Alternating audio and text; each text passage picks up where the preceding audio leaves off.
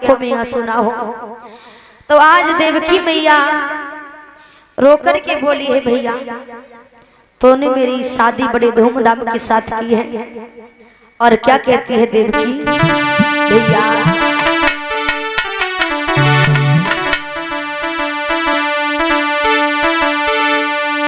अरे भैया तेरी बहना की,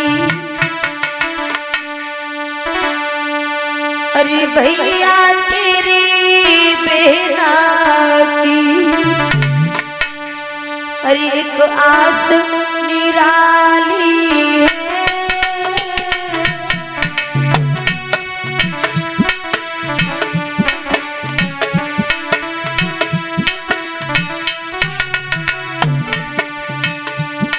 क्योंकि आज बचपन से लेकर के 20 साल तक वो बेटी अपने माता पिता के साथ रहती है, अपने भाई के साथ रहती। जब शादी हो जाती तो वो बेटी जाती है, चलते समय कहती है, भैया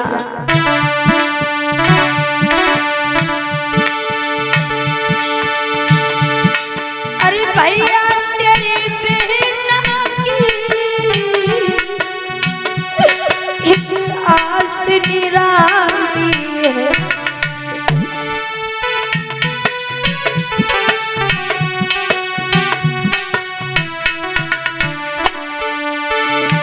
मुझे जल्दी बुला लेना,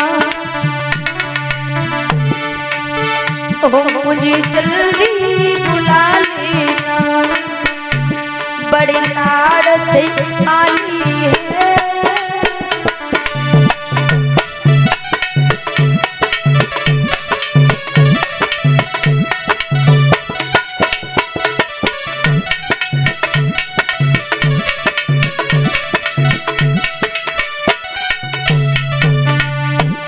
भैया तेरे बिना मेरा कोई नहीं है।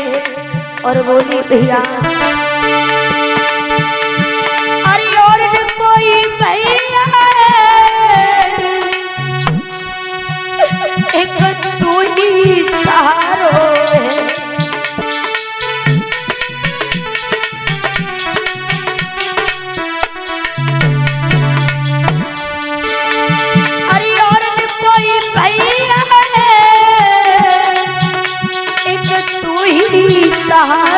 है।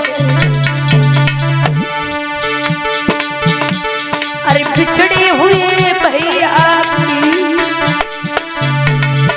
बिछड़े हुए भैया की एक बिछड़ी कहानी है।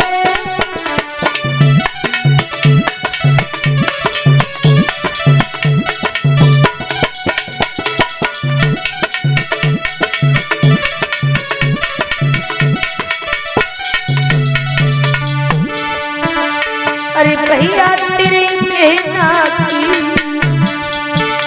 एक आस निराली है।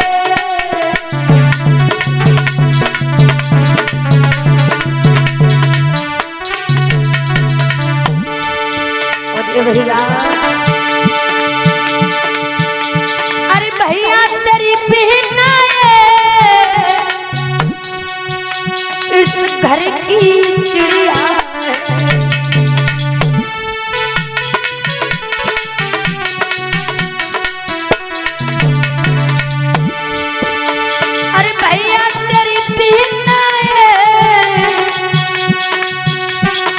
घर की चिड़िया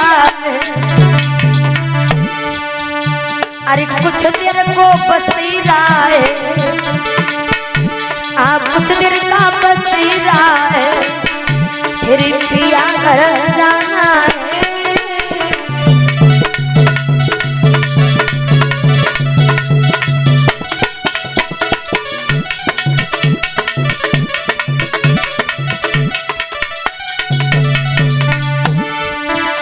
अरे भैया तेरी बहना की एक आस निराली है।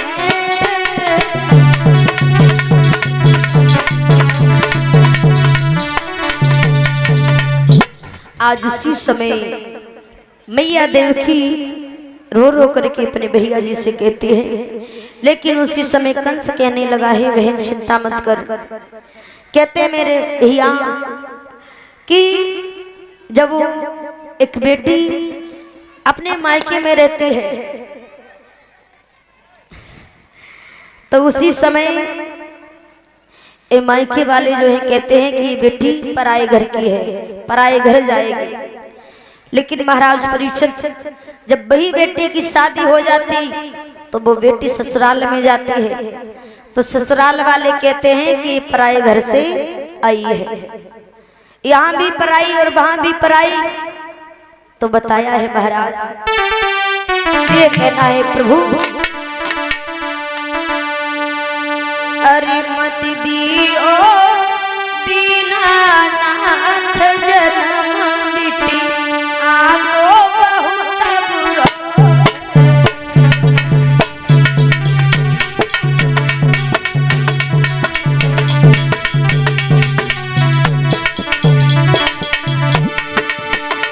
मती दीजो दीनानाथ जन्म लड़की को बहुत बुरा।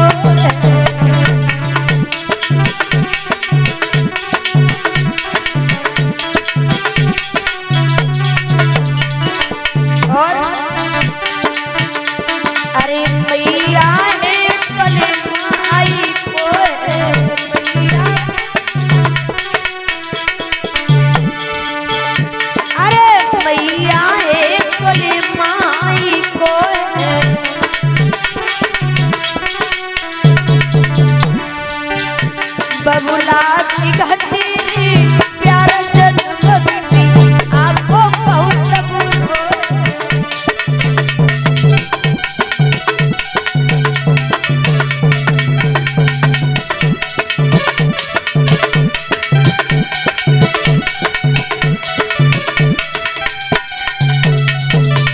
क्योंकि कहते इस घर में पिता अपने बेटा से पानी मांगता, बेटा पानी ले दो, लेकिन एक बार बेटा नहीं देगा।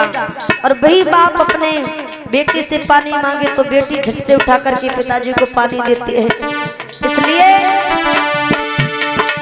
अरे बबुला की कली प्यार जन्म बेटी आपको बहुत बुरो।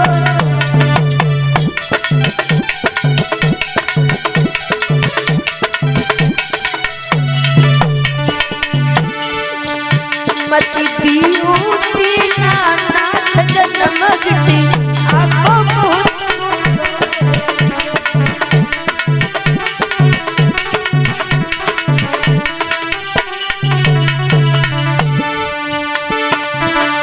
अरे भैया तुली माई को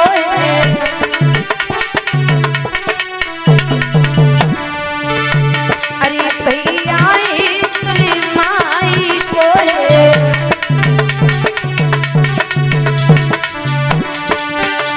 भाभी की करुणी बोल जन्म लड़की को बहुत बुरो।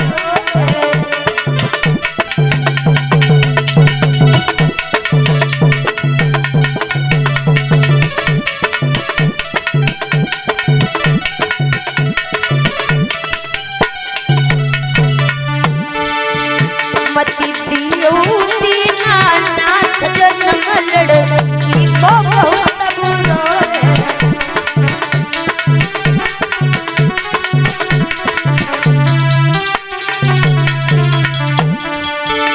अरे साजनी है तोले सासुरो है, अरे साजनी है तोले सासुरो है। ओ सासु लगी करुणी बोल जन्म बेटी आपको बहुत बुरो है।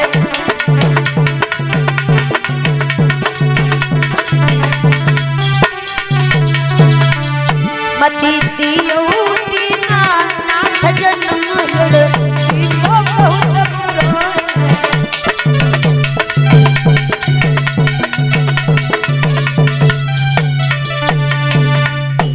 आज मेरे भैया कहते हैं श्री सुखदेव जी हे राजन परीक्षित आज कंस अपनी बहन देवकी को विदाई करता, रास्ते में भेजने के लिए जा रहा था कि रथ में देवकी जा रही थी, पीछे से एक रिसाला था, ताके पीछे एक कंसराज वसुदेव कुमार का साला था। तो उसी समय जब भेजने के लिए जा रहा है तो रास्ते में आकाशवाणी होती है। आकाशवाणी हुई कि वो कंस कंस मत फूल जराए, फूल फूल को मिलाएगा, और बस ध्यान रहे बस यही फूल अब धूल में तुझे मिलाएगा। आकाशवाणी हुई एक कंसराज, जिस बहन देवकी के पीछे इतनी खुशियां मना रहे हो, इतना आनंद मना रहे हो, ये तुम्हारी सारी खुशी अधूरी है, क्योंकि जो भी इसके गर्भ से 8वीं संतान पैदा होगी वो तेरा काल होगी काल। तो आज मेरे भैया जैसे कंस ने सुना, कंस दिल में विचार करने लगा, ना मैं रखूंगा बांस और ना ही बजेगी बांसुरी। उसी समय कंस ने क्या किया, बहन बताया है मेरे भैया, कहते हैं श्री सुखदेव जी है राजन परीक्षित।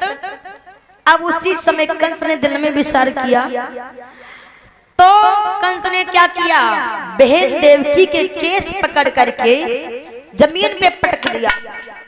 तो उसी समय देवकी रोने लगी है, भैया तूने मेरी सगाई बड़ी धूमधाम के साथ की है और आज तू मुझे क्यों मार रहा है। और देवकी रो करके कहती, भैया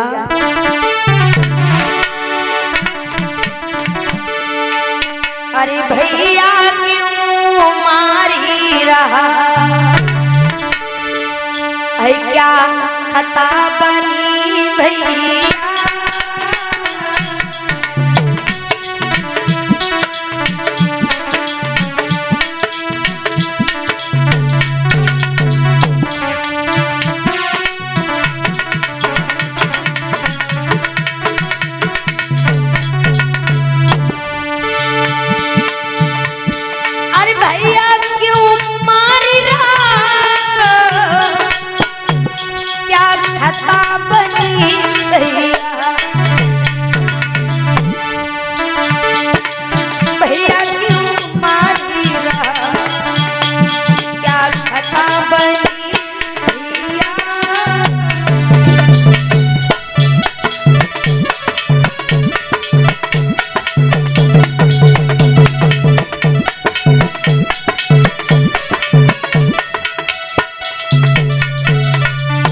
और बोले, भैया ना माथे की बिंदिया छुट्टी, ना ओठों की लाली छुट्टी,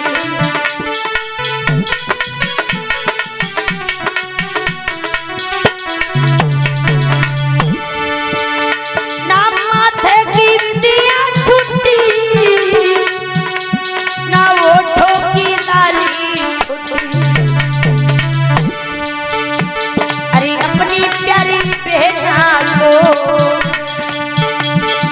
अपनी प्यारी बहना को क्यों भैया तो तुम्हारी राह।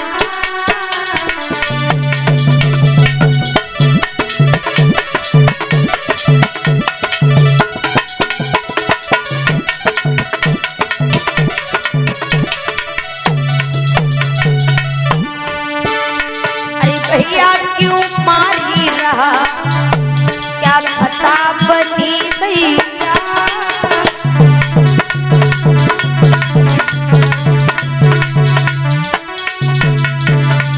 और भैया ना हाथों की मेहंदी छुट्टी, ना पैरों का महाबरी छुटा,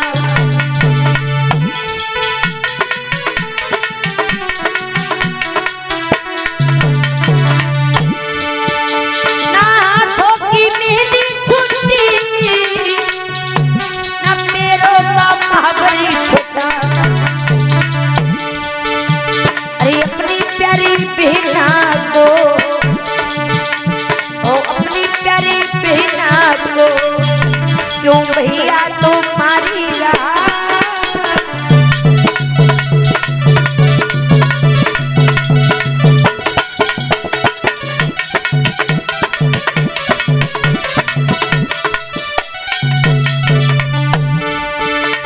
कि भैया क्यों मारी रहा, क्या खता बनी भैया।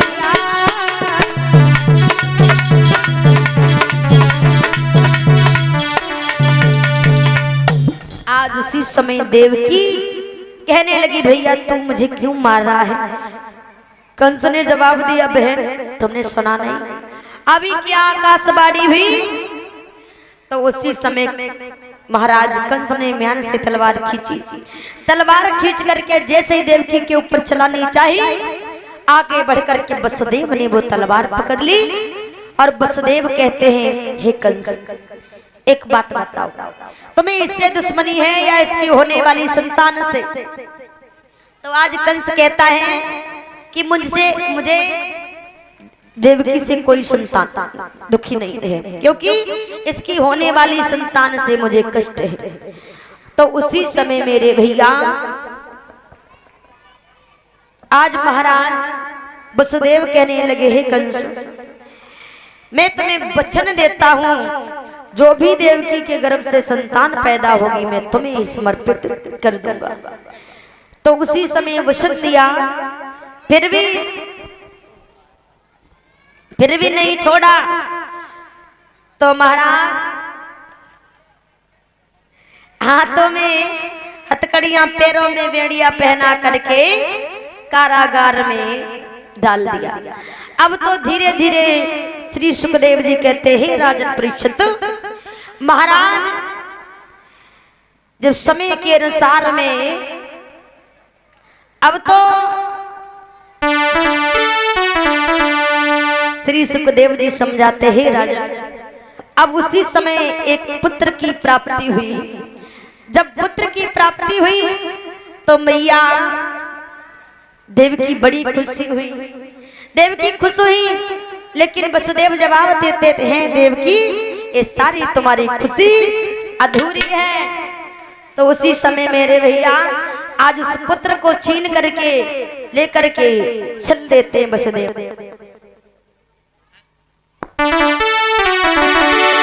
कैसे चले,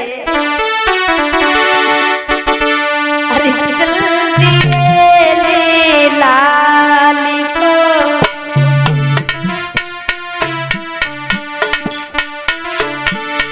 चल दिए ले लाली को,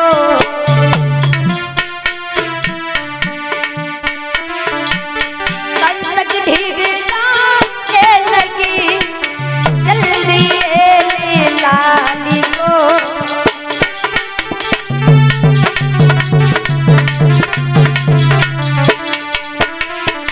हुआ क्या भरी सभा में जाएंगे, भरी सभा में जाएंगे, ओ मास्कुलो धड़ा भैया भरी सभा में जाएंगे।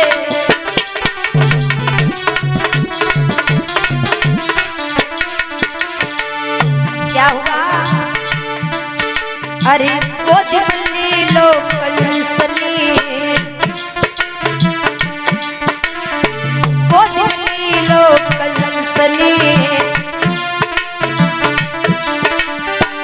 बाके प्राण घबराने लगे, जल्दी ले लाली को।